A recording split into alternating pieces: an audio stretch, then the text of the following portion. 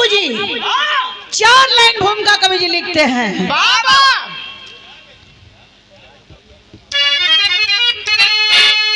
क्या रे जिए जो सदा दूसरों के लिए,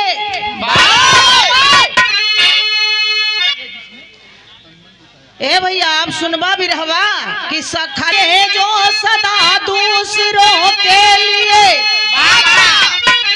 दूसरों के लिए जिसने तन मन लुटाया,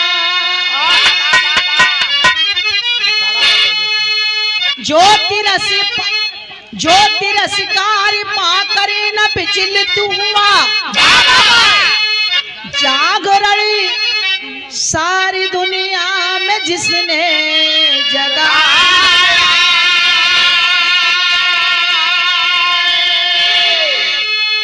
कि खिल के कीचड़ में खुशबू कमल सा दिया, एक इतिहास खुद अपने हाथों सजाया,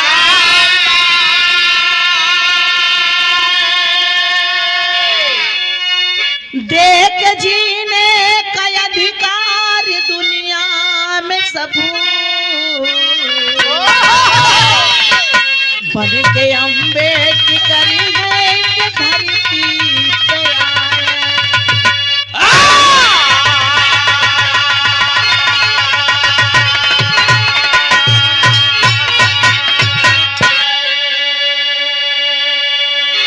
खिल के कीचड़ में खुशबू कमल सा दिया,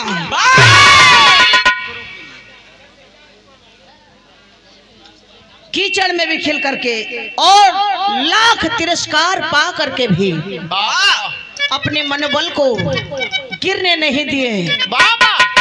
कहना है क्या?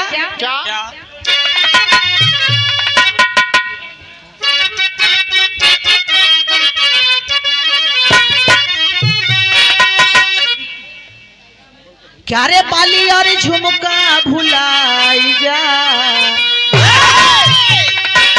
क्या रे पाली और झुमका भुलाई जा, नथुनी पे गोली चले तब भुलाई जा, पाली और झुमका भुलाई जा, नथुनी पे गोली चले तब भुलाई जा, पाली और झुमका भुलाई जा, नथुनी पे गोली चले तब भुलाई जा।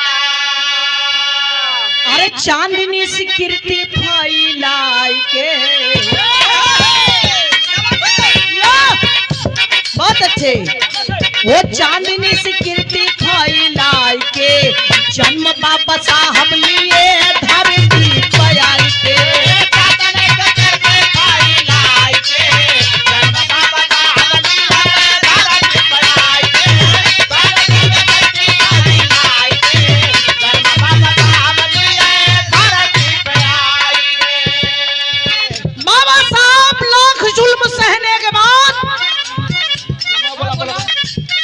वो चांदनी सी कीर्ति फैलाई के, वो चांदनी सी कीर्ति फैलाई के, जन्म बाबा साहब लिए धरती पे आई के,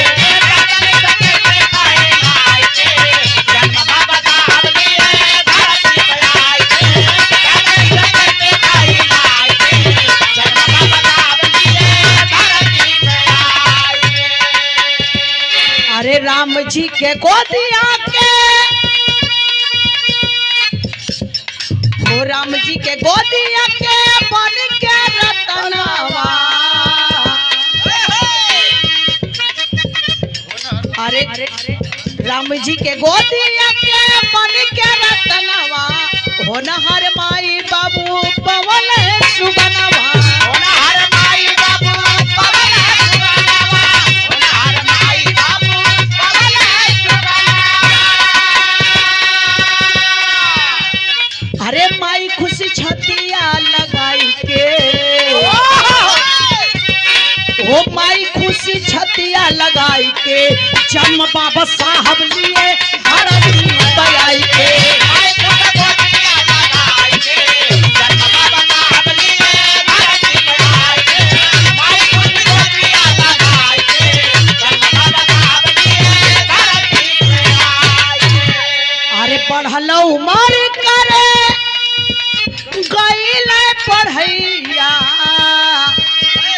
आ कोने कोने फैलल छुआ छूत के बुरैया कोने कोने फैलल छुआ छूत के बुरैया कोने कोने फैलल छुआ छूत के बुरैया। जौने समय बाबा साहब पढ़े बदे गइलन, जब 5 साल का भइला अब पढ़ने के लिए स्कूल में जाते हैं, पढ़ने के लिए गए तो वहां इतना छुआछूत भेदभाव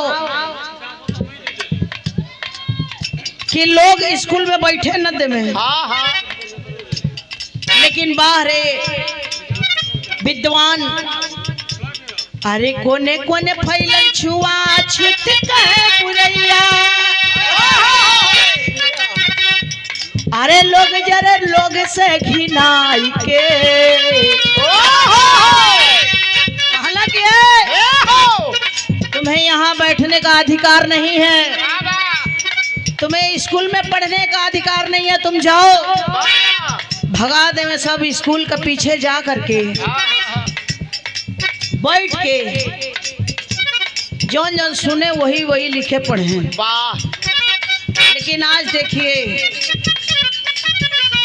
अरे अरे लोग जरे का भल हो,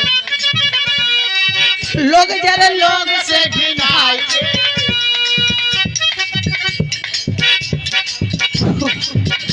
जायदा उनके जायदा काहे पीछे लगल हुआ, जा आराम से आवा बैठा उजा तू घरे तो जायदा।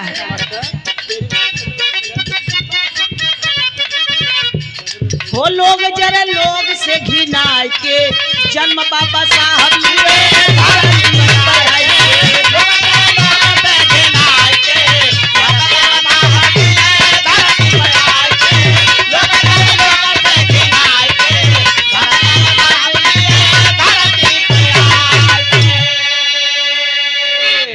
अरे बैठे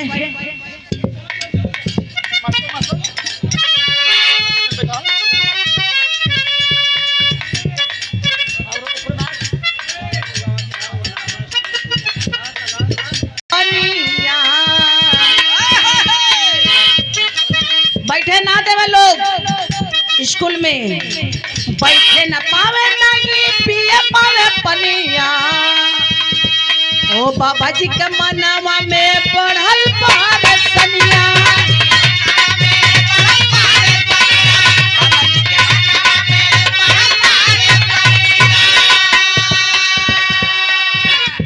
अरे अध्ययन में जुटी गई न जाय के, वो अध्ययन में जुटी गई न जाय के बाबा साहब लिए धरती पे आई के।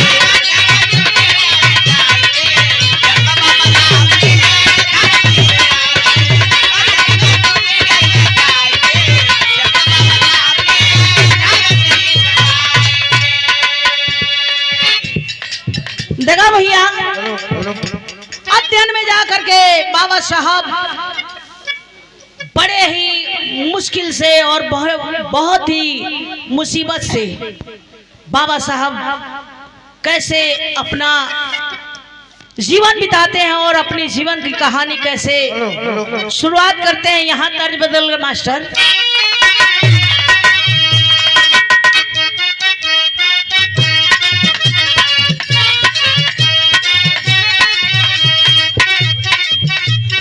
गोरी तोरी चुनरी बा लाल लाल रे,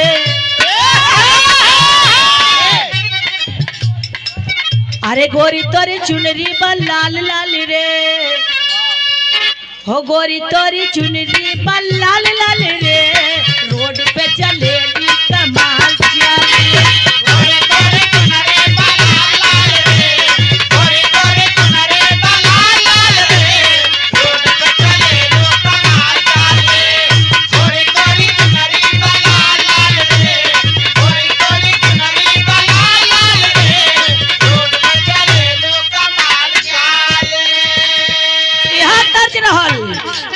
बहुत साल पहले टी सीरीज कंपनी में गौले रही,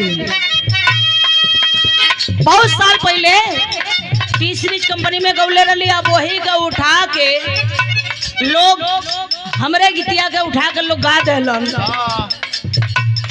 लोग गौले रही। अरे जौने कॉलेजवा में करेलू पढ़ाई, लइका लइका में होला लड़ाई, होला लड़ाई, होला लड़ाई। अरे लइका चिल्लाले सब माल माल रे, अरे लइका चिल्लाले सब माल माल रे, ओट चलेली माल चाल रे, लइका चिल्लाला कमाल माल रे, लइका चिल्लाला कमाल माल रे, रोड पे चले कमाल चाल रे।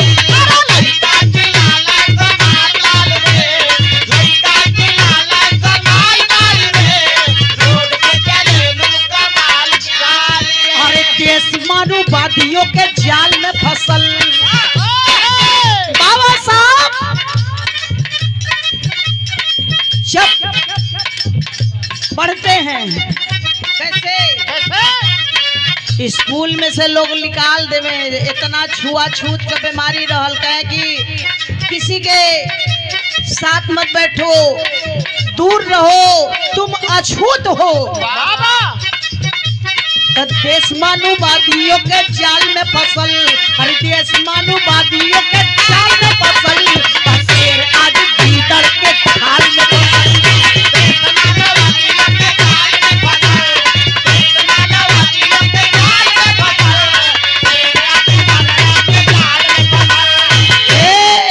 देश मानववादियों के जाल में फसल, और शेर आज गीदड़ के गाल में फसल।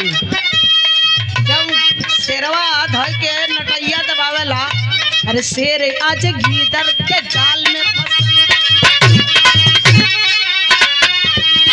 एक सुंदर पुष्पहार 101 रुपए का पुरस्कार।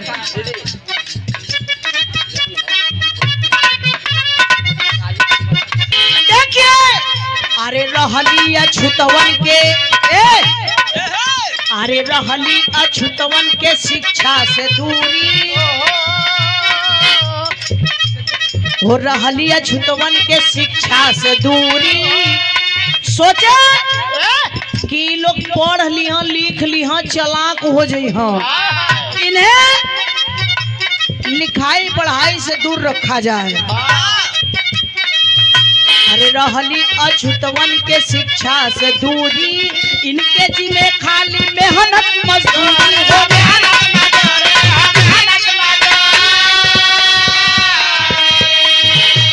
इनके लिए केवल मेहनत और मजदूरी करना है। पढ़ लिख लेंगे तो चालाक हो जाएंगे, जानकार हो जाएंगे। घंटा संत शिरोमणि रविदास जी के मंदिर में लगल बा कि जे भी माता बहनी भैया सब लोग आवे पूजा पाठ करे और दरोगा साहब के चरणों में 100 बार नमस्कार हो। ऐसे ही दरोगा साहब सूरज चंदा की तरह चमकत रहे। आगे भगवती माई उनके और आगे बढ़ावे। हो रहली अछूतवन के शिक्षा से दूरी, उनके जिम्मे खाली मेहनत मजदूरी हो।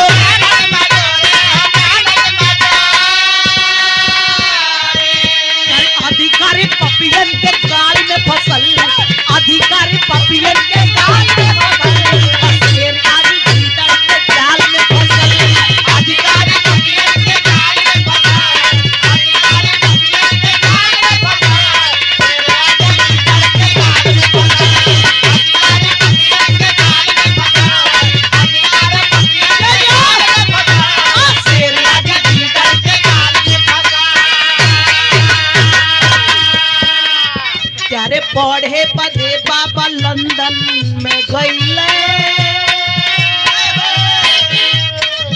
बाबा साहब भीमराव अंबेडकर जी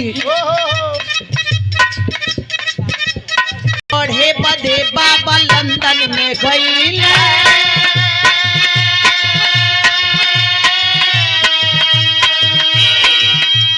अरे पढ़े बदे बाबा लंदन में गईले, भारत में आके फिर ऐलान कईले।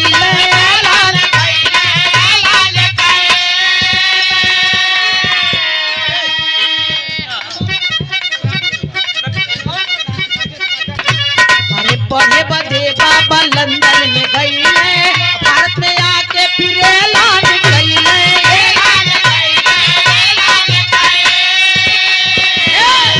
अरे सब कर जिंदगिया बवाल में फसल, सब कर जिंदगिया बवाल में फसल, शेर या गीदड़ के थाल में फसल।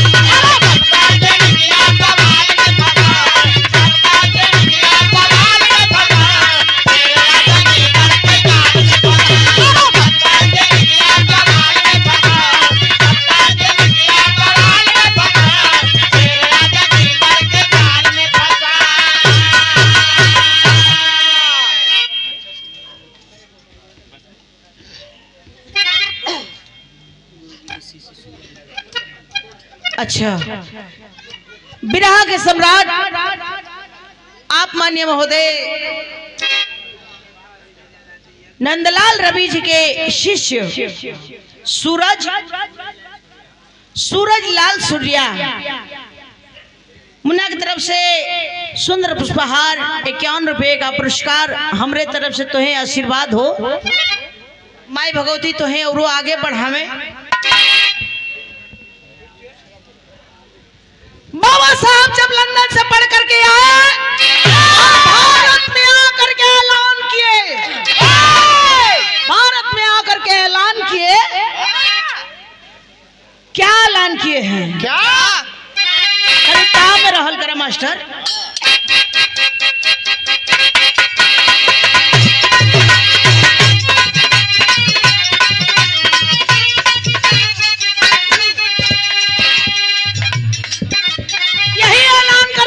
साहब वो इंसान में इंसानियत का प्यार चाहिए,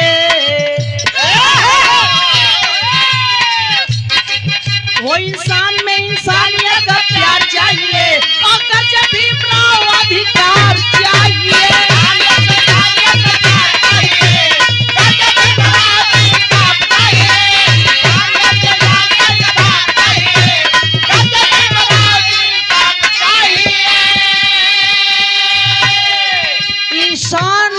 को इंसानियत का प्यार चाहिए और गर्जे भीमराव अधिकार चाहिए, हमारा अधिकार चाहिए। वो इंसान में इंसानियत का प्यार चाहिए, इंसान को इंसानियत का प्यार चाहिए, गर्जे भीमराव अधिकार।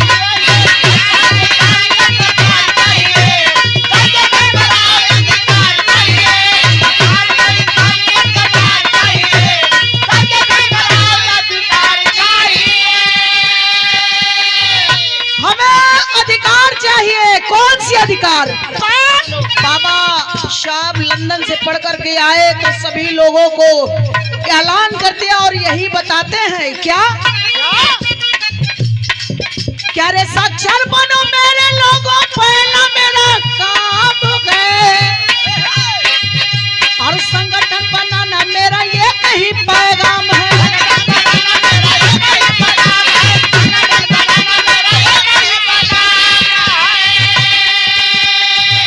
शिक्षित बनो और एकता बनाओ,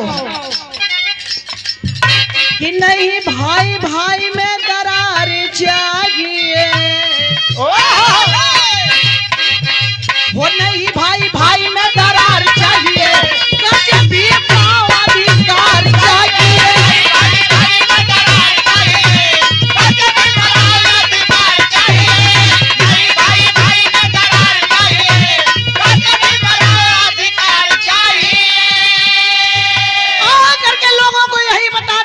सिखाते हैं कि पहले एक संगठन बनाओ, एकता बनाओ, और पढ़ो लिखो शिक्षित बनो।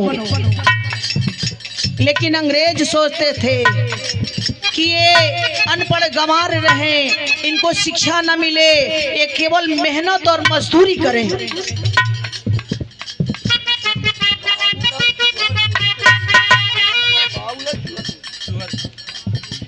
चाहिए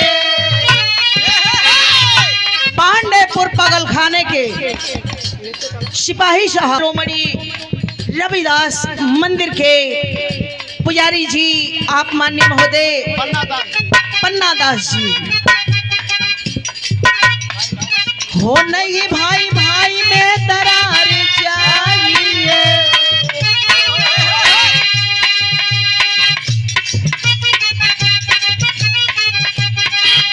अरे नहीं भाई भाई में दरार चाहिए, अरे नहीं भाई भाई में दरार चाहिए, करके भीमराव अधिकार चाहिए।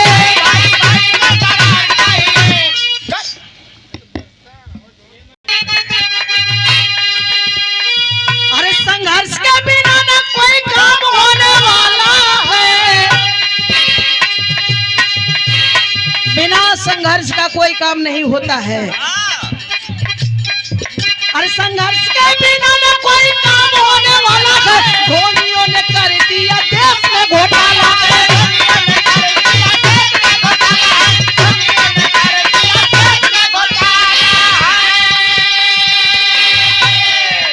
अरे एक किनारा एक ही कतार चाहिए,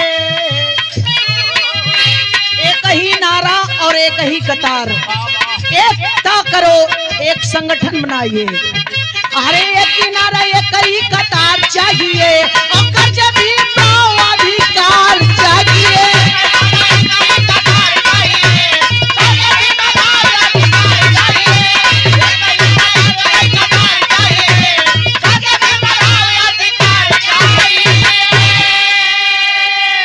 शिक्षित बनिए। अंग्रेज घबरा गए, अंग्रेज पूछने लगे क्या क्या? अरे पूछे अंग्रेज कैसे देश तुम चलाओगे, अंग्रेज पूछने लगे। अरे पूछे अंग्रेज कैसे देश तुम चलाओगे, किस तरह से दोगे किंतु भावना चलाओगे।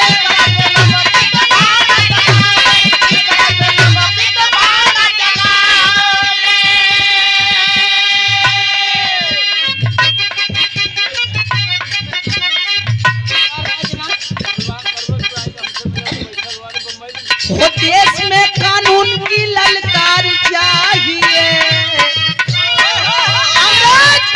अंग्रेज पूछने लगे कि कैसे कैसे देश चलाओगे और कैसे तुम लोगों में भावना जगाओगे। लेकिन बाबा साहब अपने लोगों को सबको समझाने लगे कि शिक्षित बनो, संगठन बनाओ, एकता बनाओ, और कहना है वो देश में, अरे देश में कानून की ललकार चाहिए, वो देश में कानून की ललकार चाहिए, करके भीमराव अधिकार चाहिए।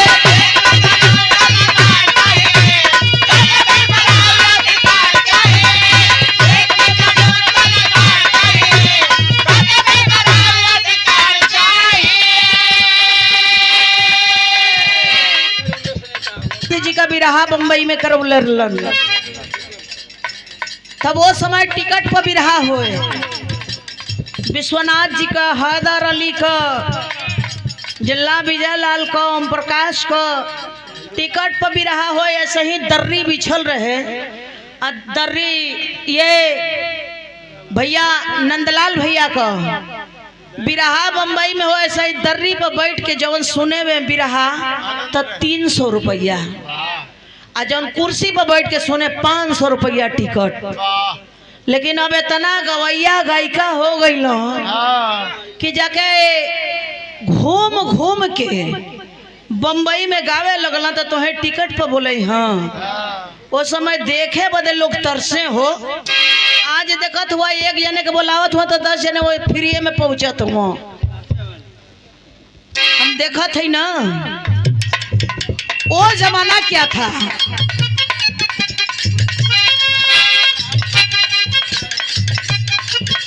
लेकिन कहना है क्या, अरे बाबा साहब अपना विवेक दर्शाए, अपने विवेक और अपने बल बुद्धि और अपने दिमाग से कैसे? अरे बाबा साहब अपना भी बेहतर साए है, 24 घंटा अंदर संविधान को बनाए हैं।